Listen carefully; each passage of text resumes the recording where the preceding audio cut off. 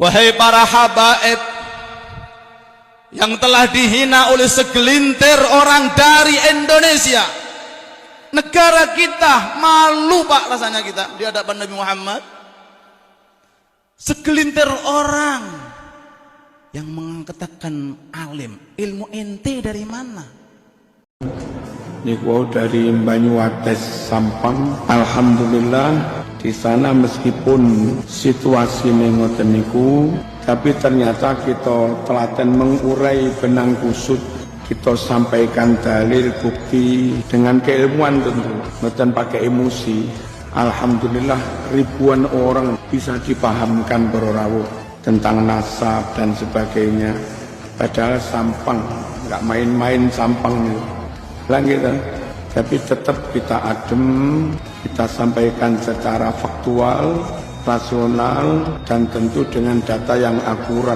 Alhamdulillah orang bisa pada paham. Ente kalau percaya sama habaib, saya doain besok mudah-mudahan di akhirat dikumpulin sama para habaib. Woi, Balawi Jahannam. Nasab lo rungkan, lo liatin aja. Ini sumbernya saya juga. Jahannam betul.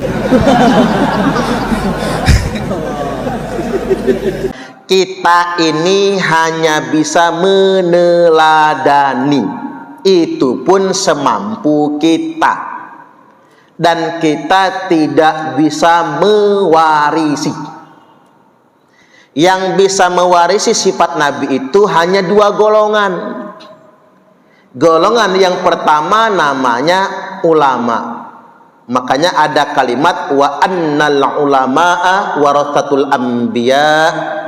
Sesungguhnya ulama itu pewaris para nabi. Berarti yang mewarisi nabi adalah para ulama.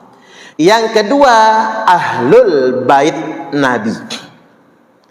Hanya saja orang-orang yang mewarisi sifat-sifat nabi itu bebannya berat sekali.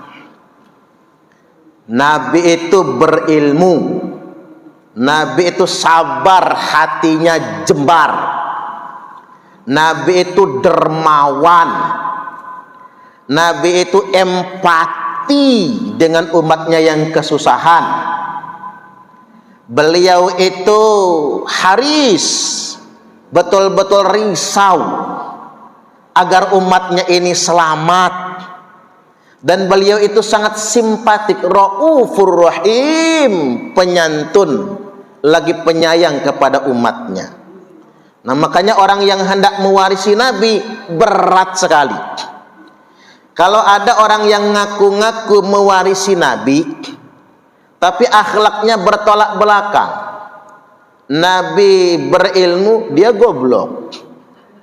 Nggak bisa mewarisi. Makanya ulama yang bisa mewarisi karena dia berilmu. Nabi sabar, Nabi hatinya jembar, hatinya luas, dia kerjaannya marah-marah. Nabi penyayang sama umat, dia malah ngancem-ngancem mempersekusi umat. Nabi itu empati dengan umatnya yang kesusahan, dia malah mikir, gimana caranya saya ini bisa memperkaya diri dari umat. Nabi itu orang punya utang dibayarin, dia malah kalau ngutang gak bayar. Nabi itu hidup sederhana, nah dia kerjaannya flexing, sudah memperkaya diri, pamer kemewahan. Itu namanya bukan mewarisi Nabi, tapi menghina Nabi. Gak boleh. Makanya para ulama sepakat nggak boleh mencantumkan nama Sayyid di depan nama kita. Mengapa nggak boleh? Karena Sayyid itu pewaris Nabi. Sayyid itu dzurriyyat Nabi. Dulu di Mekah, kalau ada orang yang mencantumkan nama Sayyid dan Syarif di depan namanya, Sayyid Suparman Abdul Karim misalnya, atau Syarif Suparman Abdul Karim, itu dihukum pukul. Kalau ada yang sengaja membangun intisab, mencangkokkan, menyambungkan nasabnya kepada nasab ahli baitin Nabi, ngaku-ngaku ahlul bait atau ngaku-ngaku dzurriyyat Nabi, padahal batil, maka hukumannya ada 3. 1, yudrabu dorban waji'a, pukul dia dengan pukulan yang sangat keras. Yang kedua, wa yusyahhar bihi. Jadi kalau ada yang ngaku-ngaku sebagai anak putune Kanjeng Nabi padahal batil, wajib diviralkan. Wa yuhbasu zamanan tawila, penjarakan dia dengan penjara yang lama. Mengapa dihukum pukul? Karena itu sama saja menghina Nabi. Apalagi namanya pakai sayyid, tapi kelakuannya bertolak belakang dengan akhlak Nabi, maka itu sama saja menghina Nabi. Jadi kesalahan dia bukan hanya menggunakan nama sayyid pada namanya, tapi kesalahan dia juga sama saja dia telah menghina Rasulullah sallallahu alaihi wasallam. Karena memang manusia biasa tidak akan bisa mewarisi Nabi. Yang bisa mewarisi para nabi itu hanya orang tertentu saja. Kalau ulama itu mewarisi para nabi, nggak cukup dengan ilmu, tapi dengan akhlaknya juga. Nabi itu nggak pernah memperkaya diri dari umat, nggak pernah. Wong beliau hidup sederhana, tapi Nabi itu bagaimana mikirin umat. Makanya zaman sekarang kalau jadi ustadz, jadi kiai, jadi orang berilmu, tapi masih ngomong begini, kalau ngundang saya emang berani ngongkosin berapa? Itu jangan ngaku ulama, malu. Itu menghina Nabi namanya. Kadang-kadang nggak datang kalau nggak pakai DP dulu. Pakai DP lu Bu sekarang ini. Kalau nggak pakai DP nggak datang. Apa boleh yang kayak gitu? Ya sah-sah saja, nggak haram. Ada ustadz ibu kota, apalagi artis, diundang ceramah, kemudian ada tarifnya, sekali ceramah 30 juta. Sah apa tidak sah? Apa dia dosa? Enggak dosa. Karena ngapa? Suka sama suka kan? Dia narif 30 juta, terus kita juga redo ngebayarnya, ngasihnya, ya nggak apa-apa, sah, nggak haram. Tapi yang bersangkutan tidak boleh ngaku ulama. Mengapa nggak boleh ngaku ulama? Karena ulama tidak boleh narib kepada umat. Makanya level kita ini bukan pewaris Nabi. Termasuk saya bukan Bu, males saya, malu dikatakan pewaris Nabi. Level kita ini adalah umat yang meneladani Nabiullah Muhammad sallallahu alaihi wasallam. Karena kita nggak sanggup menjadi pewaris para nabi. Saya ambil contoh saja. Kalau mau menjadi pewaris Nabi, nyontohin betul Nabi. Nabi itu doanya begini, Allahumma ahyini miskinan wa amitni miskinan wahsyurni fi zumratil masakini yaumal qiyamah. Nabi doanya begitu, Allahumma ahyini miskinan, ya Allah, hidupkanlah saya dalam keadaan miskin, wa amitni miskinan, matikanlah saya dalam keadaan miskin, wahsyurni fi zumratil masakini yaumal qiyamah, dan bangkitkanlah saya pada hari kiamat nanti bersama rombongan orang miskin. Ada nggak yang berani mengamalkan doa ini? Kalau ada, ngacung. Ada nggak ya? Jangan kata ibu-ibu, saya aja nggak mau loh Bu. Ya ini kan meneladani Nabi. Makanya kita ini hanya meneladani, tidak mewarisi. Nggak sanggup kita. Doa minta miskin, hidup miskin, mati dalam keadaan miskin, dan dibangkitkan pada hari kiamat nanti bersama rombongan orang miskin. Kalau kita kan kebalikannya, hidup pengen kaya raya, mati meninggalkan banyak harta buat warisan kan? Ketimbang di akhirat pengen dikumpulkan bersama orang kaya. Jangankan di akhirat, belum mati di dunia aja, Bu. Belum mati, masih di dunia. Ngumpulnya pengennya sama orang kaya aja. Belum mati aja. Kan kadang-kadang kan ibu-ibu ini, tapi di sini mah enggak ya. Ibu-ibu ini kalau grup arisannya itu kan ada macam-macam. Ada grup arisan yang khusus 3 juta sekali nyetor. Ada yang 10 juta sekali nyetor. Ada yang arisan itu kayak di tetangga saya itu, Bu, 15.000 sekali nyetor. Jadi begitu yang dapat arisan ngadain makan-makan, tekor malahan, Bu. Karena cuma 15.000, tapi ya buat rame-ramean lah, kan begitu. Jadi artinya memang jangan sampai kita di dunia ini terperangkap oleh kelas-kelas sosial. Jangan sampai terperangkap. Ya juga jangan anti kumpul sama orang kaya, ayo. Kumpul sama yang biasa-biasa saja, oke. Kumpul sama orang miskin, ayo, nggak masalah kan? Karena orang itu mulia atau tidaknya bukan karena kaya dan bukan karena miskinnya kan, tapi karena ketakwaannya kepada Allah. Apa orang miskin itu lebih mulia dari orang kaya? Belum tentu. Apa orang kaya itu pasti mulia? Ya belum tentu juga kalau bakhil. Kecuali kalau dermawan, kan begitu.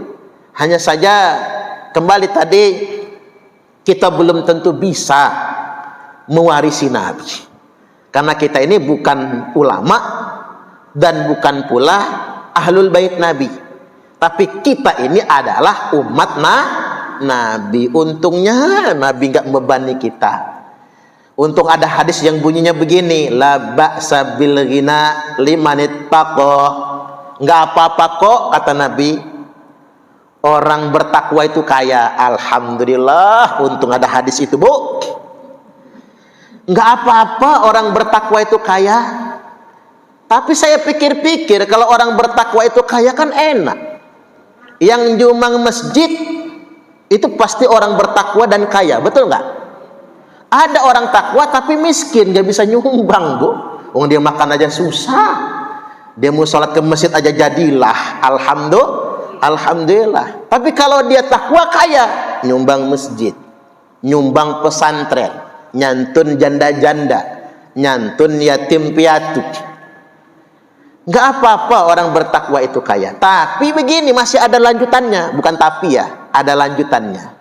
As-sihhatu liman ittaqa khairum minal ghina. Sehat bagi orang yang bertakwa lebih baik daripada kaya. Iya juga ya.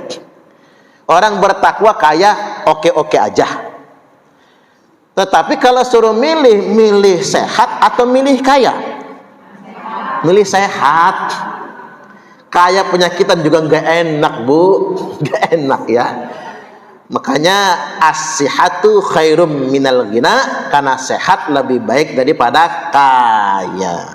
Mudah-mudahan kita dikayakan, kemudian kita disehatkan. Allahumma amin. Nah, kembali lagi, saat kita semua ngarep ingin jadi orang kaya, saat itulah kita harus mawas diri. Kalau kita hanya umat Nabi saja, bukan pewaris Nabi. Jadi jangan sampai kemudian kita berlebih-lebihan menganggap diri kita, itu jangan. Karena kita nggak mampu untuk menjadi pewaris para Nabi. Secara keilmuan, ilmu kita terbatas. Kesediaan untuk hidup sederhana seperti Nabi kita juga nggak sanggup. Ya seperti yang pernah saya sampaikan, Imam Hasan dan Imam Husain radhiyallahu anhuma, cucu Nabi, sakit. Kemudian karena makin parah sakitnya ini, Imam Ali bernazar. Kata Ali kepada Fatimah, "Dek, kita nazar aja yuk agar anak kita sembuh." Nazar apaan, Bang? Kalau bahasa kitanya, kita nazar aja puasa 3 hari berturut-turut. Nazar itu kan boleh pakai puasa, boleh juga pakai sedekah. Nah, Imam Ali waktu itu nggak ada sesuatu yang disedekahkan, maka nazarnya puasa. ikrar nazar, sembuh ternyata. Itulah kadang-kadang kita perlu bernazar kalau berhajat itu sembuh. Ya karena Imam Ali ini ahlul bait Nabi, nggak boleh nunda bayar hutang, maka besok langsung bayar. Itulah ciri ahlul bait Nabi, ngutang itu nggak pernah nunda bayar, langsung bayar hutang. Malam-malam kata Fatimah, bang, untuk sahur nggak ada yang dimakan, udah kita niat saja minum air. Besok saya kerja, kata Ali, kerja mintal wall dengan pengusaha Yahudi. Nah itulah ahlul bait Nabi, bu. Hidupnya nggak mewah Fatimah itu, bajunya saja tambalan. Dikatakan tambalan, kelihatan tambalannya itu nggak bisa dijahit biasa, tambelan. Jadi Fatimah itu bajunya sobek. Makanya ibu-ibu kalau cuman sekedar kondangan nggak gonta-ganti baju, nggak usah nyalahin suami, gak bu. Mah kondangan, bingung pah, mama nggak punya baju, padahal selemari penuh sama bajunya. Bedanya laki perempuan kan begitu. Kalau laki-laki tuh baju itu aja dipakai tiap kondangan biasa aja. Nah emak-emak ini udah belinya mahal, sekali pakai kondangan minggu depan nggak dipakai lagi tuh bu. Nanti nunggu bulan depan atau 6 bulan lagi baru dipakai lagi. Kira-kira teman-temannya udah lupa sama baju itu. Ini apa urgensinya apa? Coba kalau kita ingat akan ahlul bait Nabi, Sayyidah Fatimah. Sayyidah Fatimah itu ganti bajunya jarang, bajunya sobek, tambelan bu. Hidupnya sederhana. Saya nggak menyebut miskin ya. Hidupnya sederhana ahlul bait Nabi itu. Jadi kerjalah, singkat cerita Imam Ali, beliau kerja dapat upah. Begitu pulang dibelikan gandum, mau dibuat roti ya, karena makanan mereka kan roti, bukan beras kayak kita. Kata Ali, cukup ini buat makan 3 hari. Dibuatkan roti, tinggal nunggu waktu berbuka. Sore-sore datang orang miskin yang kelaparan, lemah sudah beberapa hari nggak makan. Oleh Imam Ali semua makanan tadi diberikan kepada orang miskin tersebut. Akhirnya puasa hari itu, sahur cuman pakai air, berbuka cuman minum air juga. Puasa hari kedua bikin roti lagi pakai persediaan tepung. Jelang berbuka ada anak yatim telanjang, juga dalam kondisi kelaparan. Nggak tega Imam Ali. Makanan berbuka serahkan semua, sedekahkan semua. Hari yang ketiga berharap, udah 3 hari puasa, hari ketiga bisa makan. Begitu menjelang berbuka ada tawanan yang baru saja keluar dari penjara, lapar mau pulang kampung, nggak ada ongkos pula. Nggak tega Imam Ali. Sudahlah, bawa semua makanan ini. Saya nggak bisa ngasih lebih, kata Imam Ali, karena inilah yang ada. Bawa aja semua. Mudah-mudahan kamu dapat rezeki lagi dalam perjalanan sampai ke kampung kamu. Ya tapi ya lapar lah, 3 hari 3 malam cuman minum air saja sahur dan berbukanya. Tapi yang namanya Imam Ali orang pintar kan mikir. Kata Imam Ali, yuk kita ke tempat kakeknya Hasan Husain, ke rumah Rasulullah, mudah-mudahan di sana ada makan. Tuh kan, makanya kan ada sejarah ibu-ibu itu baru berkeluarga nggak ada beras, pinter kan, ke rumah kakek neneknya, anak-anak aja lah numpang makan kan gitu. Siapa tahu ada makanan di sana. Ya, sampai ke rumah Nabi, Nabi kan heran, orang sudah 3 hari nggak makan kan kelihatan, mungkin jalan juga miring-miring, lemes kan. Ada apa dengan kalian, kata Rasulullah. Ya Imam Ali nggak berani cerita bu sama mertua, gengsi. Yang cerita putrinya Nabi, kata Sayyidah Fatimah, begini ceritanya. Mendengar cerita itu nangis Nabi, saking terharunya dengan pengorbanan dan kedermawanan ahlul baitnya. Maka langsung turun firman Allah Ta'ala, wa yut'imuna ta'ama ala hubbihi miskinan wa yatiman wa asira.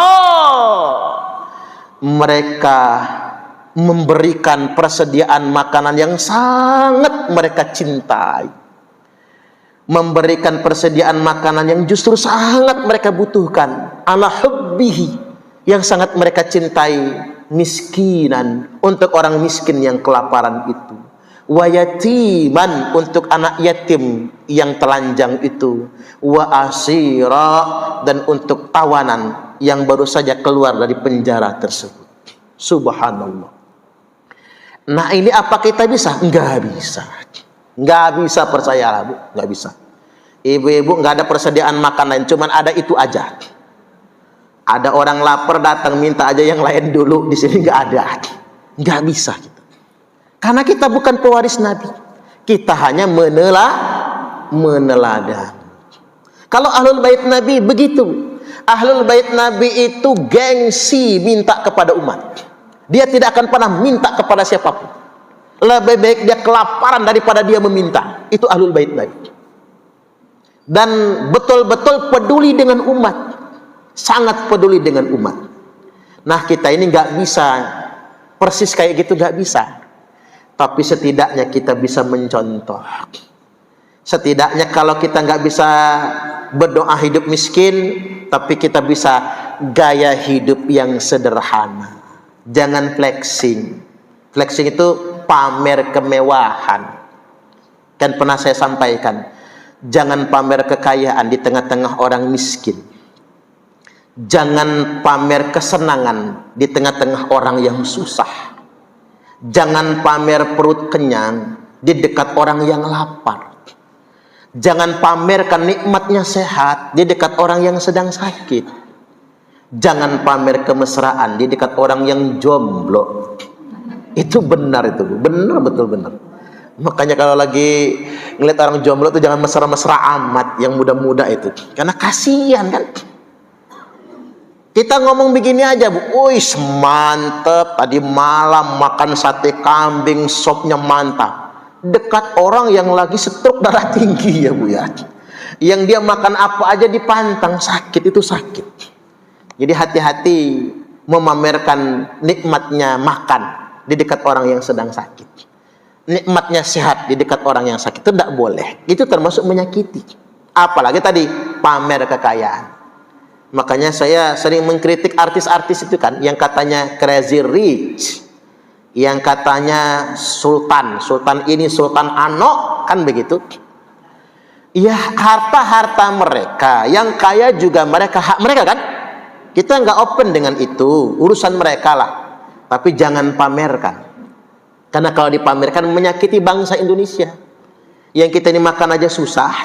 Kan begitu, jangan pamerkan itu. Banyak orang yang beras aja nggak kebeli kok. Sekolah aja nggak kebayar. Mohon maaf, kontrakan aja nggak kebayar.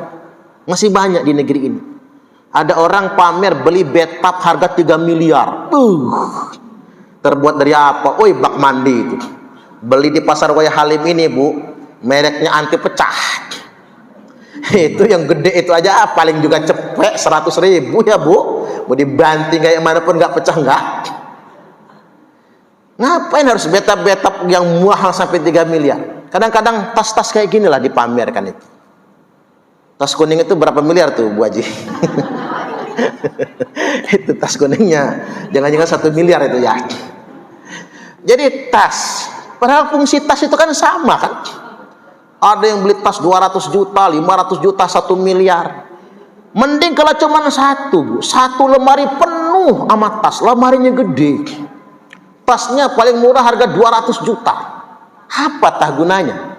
Oke, dia memang hobi koleksi tas kayak gitu. Tapi apa gunanya jadi konten, kemudian diviralkan, lalu disebarkan? Itu kan tidak boleh sedemikian rupa. Karena menyakiti orang-orang yang tidak mampu, orang-orang yang tidak kebeli beras dan lain sebagainya. Jadi kita ini mesti hati-hati. Jangan sampai kemudian kita menyakiti orang lain.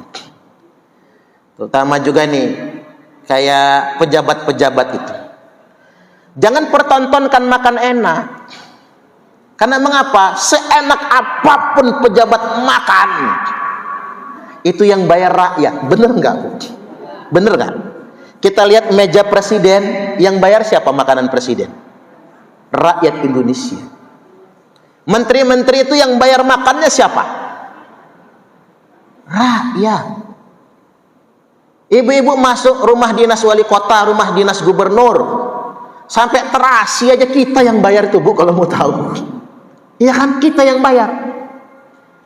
Jadi kalau mereka itu kerjanya bukan untuk rakyat, betul-betul menyakiti hati rakyat. Makanya kemarin wajar kalau ada anak presiden naik jet pribadi, diprotes rakyat se-Indonesia, rakyat tercinta ini. Wajar. Karena ngapa? Dia jualan pisang seumur hidup, Bu, sama martabak, nggak bisa membayar jet pribadi 1 kali sewa, itu nggak bisa. Makanya hati-hati.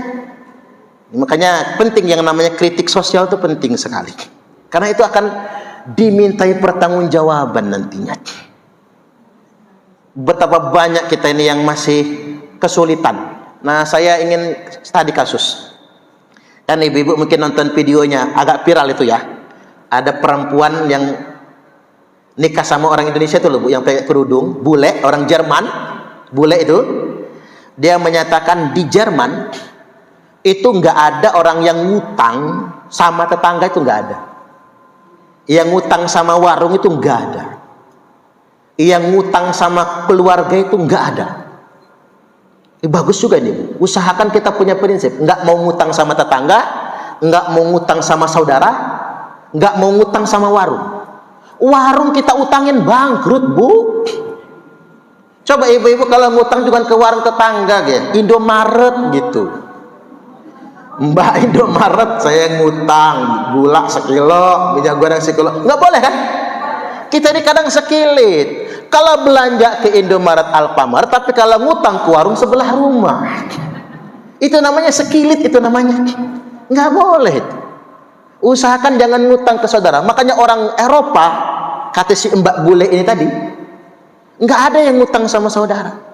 Beda sama orang Indonesia, ngutang sama saudara. Mending kalau bayar nggak bayar, ketiban kita tagih, Bu, ngamuk, nggak kenal saudara lagi dia ya, mentang-mentang sudah kaya, uang segitu aja ditagih, sampai segitunya. Tapi ingin kita jawab, mengapa orang Jerman nggak pernah ngutang ke tetangga, ke saudara, ke teman? Mengapa? Karena di Jerman itu kebutuhan sehari-hari kalau orang kena PHK, negara yang tanggung. Itu rahasianya. Orang yang belum dapat kerjaan, Bu, orang yang nggak dapat kerjaan, negara yang tanggung biaya kesehatannya, sekolah anak-anaknya, makan minumnya, negara kasih, walaupun standar. Nanti negara akan carikan kerjaan buat dia. Itu di Jerman begitu. Jadi orang nggak akan ngutang sama saudara. Karena apa? Negara ngasih beras, negara membiayai sekolah anak-anaknya. Itu keadaannya. Orang kena PHK di Indonesia, Bu, kalau kena PHK miring dunia ini, Bu. Mau makan apa anak bini? Tapi di Eropa orang kena PHK nyantai. Dia cari pekerjaan lagi, lapor ke negara, saya kena PHK. Ya sudah, sebelum dia dapat pekerjaan, ini uang makan, ini untuk uang sekolah. Kalau dia ngontrak, ini bayar sewa kontraknya. Nggak ada rumusnya, nggak kebayar sewaan di sana. Walaupun kena PHK. Jadi orang Eropa ngutang itu langsung ke bank yang gede-gede. Mereka ngutang tuh buat beli mobil, buat beli rumah, nggak kebayar, pulangin sama bank. Itu mereka. Artinya kita nggak sepenuhnya menyalahkan mengapa kita ini saling ngutang antar tetangga. Tetapi seandainya negara kita bisa nyontoh Eropa, menyenangkan juga ya, Bu, ya. Menyenangkan juga. Maksud saya begini, Mbok ya, pejabat itu jangan memperkaya diri. Bancakan, Bu. Kekayaan alam Indonesia ini cuma dijadikan bancakan buat pribadi mereka dan koneksi sekelip politik mereka, kan? Yang kaya makin kaya, yang miskin makin miskin. Saya gini ini karena kesel, Bu, biar ditonton sama pejabat itu nantinya. Ya kan, Ustadz harus mengingatkan juga, kan? Harus saling mengingatkan satu sama lainnya. Coba kalau Indonesia itu prakteknya kayak Jerman, bisa kita nggak, siapa sih, Bu, yang mau merepotkan saudara? Betul nggak kira-kira? Nggak mau, kan? Saya ini sudah pengalaman, Bu, ngutang itu nggak dikasih, utang beras. Jadi waktu dulu baru-baru nikah ya Bu, tahun 2004, 2005 itu susah bener sih Bu. Mana nikah sambil kuliah ya. Ngutang ke warung, utang kemarin belum dibayar. Cuman ngutang 5 kilo sih Bu, cukuplah buat 5-10 hari kan. 5 kilo. Apa kata Mbak warung itu? Yang kemarin bayar dulu, baru boleh ngutang lagi. Ya nggak salah sih dia ngomong begitu kan. Ya udah, minta ke tetangga udah keseringan Bu, malu juga. Ini kejadiannya pagi nggak sarapan, siang keroncongan, sore kelaparan, malam Bu ngarep betul ada yang ngundang kendurenan. Tapi kok apesnya sebulan belakangan di lingkungan saya ngontrak itu Bu, nggak ada yang mati juga. Kalau ada yang mati kan minimal saya mimpin tahlil kan dapat amplop nggak ketang 50.000 lah Bu. Waktu itu beras belum mahal lah. Waktu itu beras itu kalau nggak salah masih nggak nyampe 1.000 rupiah loh. Kalau nggak salah waktu itu. Jadi uang 10.000 itu masih berharga betul ya. Atau sekitar 2.000-an lah tahun-tahun itu harga beras itu. Masih sangat berharga sekali. 10.000 itu masih bisa dapat 5 kilo itu. Cuman memang kalau nggak ada yang nggak ada betul. Disitulah Bu. Makanya pas pagi-pagi itu sepupu yang ikut saya itu, saya belum punya anak waktu itu. Sepupu yang ikut saya itu ngomong, "Cik," kata dia, dame, bahasa Ogan kan, ada kehak tuh Cik, ada kerak nasi intip. Iya juga pikir saya. Ternyata di tumpukan plastik hitam itu ada kerak yang udah mengering itu. Kan zaman itu pakai kompor minyak ya Bu, pasti ada keraknya kan. Oi, kerak itu kita rendam pakai air panas Bu. Begitu dimakan amis Bu, anjir dia. Karena mungkin bekas kena hujan ya. Bilas 3 kali walaupun hambar rasanya, kasih garam, nikmatnya luar biasa. Rasa malu ngutang beras nggak dikasih sama warung karena utang kemarin belum dibayar, itu jadi alasan. Saya punya prinsip, sesulit apapun jangan berhutang. Saya punya prinsip, kalau sama saudara, sama tetangga. Tapi kalau ngutangnya ke bank nggak apa-apa. Saya punya prinsip begitu. Makanya kalau ngutang apa, beli mobil, emang saya beli mobil cash sayang Bu, duitnya mending buat bangun pesantren saya. Saya beli nyicil. Prinsip saya nyicil mobil apa? Kalau kebayar alhamdulillah, nggak kebayar pulangin, ambil sono mobilnya, nggak masalah. Tapi kalau kita ngutang ke saudara kan ngerepotin saudara. Ngutang ke tetangga ngerepotin tetangga. Akhirnya yang tadi temen Bu, jadi musuhan gara-gara utang-utang ini tadi. Tapi saya ingin kembali ingatkan terutama kepada pemangku kepentingan, omongan si bule cantik itu masuk akal. Iya juga, negara harus hadir. Makanya saya mengusulkan, daripada rame-rame makan siang gratis, mending gratisin aja sekolah. Setuju nggak kira-kira? Iya kan? Itu jelas-jelas lebih manfaat. Kalau makan siang gratis itu Bu, yang untung yang menang tender Bu. Itu yang soge, bukan kita yang merasakan manfaatnya. Ujung-ujungnya duit triliunan cuma jadi bancakan kan? Nah ini penting untuk kita garis bawahi. Baik, sekali lagi kita meneladani akhlak Nabi. Terakhir sebelum kita tanya jawab ya, begini. Allah Subhanahu wa taala telah berfirman, A'udzubillahi minasyaitonir rajim. Laqad ja'akum rasulun min anfusikum azizun 'alaihi ma 'anittum harisun 'alaikum bil mu'minina raufur rahim. Laqad ja'akum, sungguh telah datang kepada kalian semua rasulun, seorang utusan, seorang rasul, azizun 'alaihi ma 'anittum, sungguh berat rasanya bagi dia penderitaan yang kalian alami. Tuh, Nabi itu betul-betul berempati kepada umatnya. Harisun 'alaikum, dan betul-betul risau dengan keselamatan kalian. Bil mu'minina raufur rahim, dan begitu santun dan penyayang dengan orang-orang beriman. Jadi sifat Nabi itu 1 empati, 2 risau, 3 simpati. Baik, sampai di sini kita buka dulu tanya jawab. Kami adalah Laskar Sabilillah, pecinta Wali Songo dan para anbiya, pewaris peradaban Islam di Nusantara hingga berkibar bangsa Indonesia.